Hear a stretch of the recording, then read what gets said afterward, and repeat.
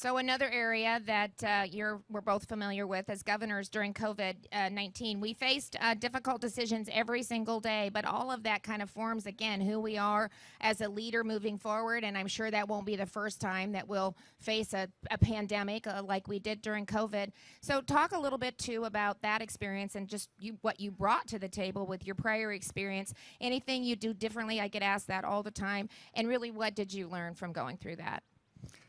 Wow.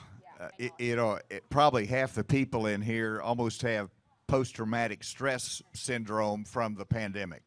And so I don't talk about it that much, but there were decisions made during that time that, history's going to say was right or history's going to say was wrong. There's two decisions that I made that were critically important. One of them was that there was enormous national pressure to shelter in place.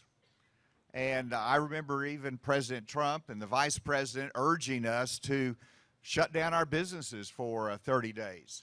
And I had already made the decision that I'm not going to say you're an essential business, so you get to stay open, and you're a non-essential business, so you have to close.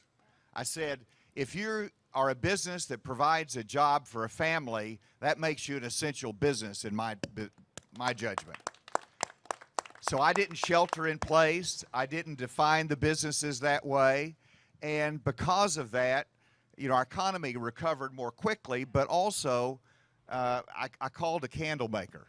Just recently, I was actually asking for a campaign donation.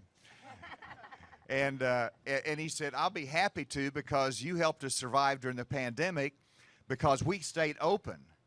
And he said, our business tripled during the pandemic. And you got to think about it. A candle maker in this world today is not essential. Some people might think that. But, and he said, though, that he stayed open and his competitors were in the Northeast and they were shut down by blue state governors.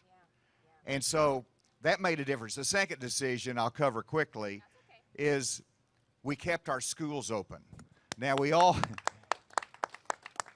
went virtual. We all went virtual during that March of 2020.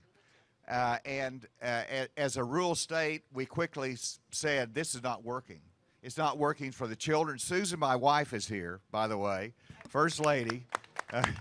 And she was helping one of our grandchildren who was having to go virtual in the classroom, and it wasn't working very well. You were a little bit overwhelmed, and she was overwhelmed, my granddaughter. But we said, this is not going to work for the fall semester. And so that summer, I said, we're going to keep our classrooms open for in-classroom instruction. Teachers are going to be there. Students are going to be there. And, of course, nationally, the cases went up. I had protesters out in front of the mansion where teachers were saying, you're going to kill us, and they were in coffins. And so we stuck with it.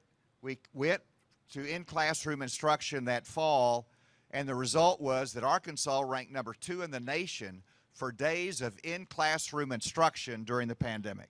Yeah, it mattered. We kept our kids in school, too. Very, very similar experience from the pushback that we got.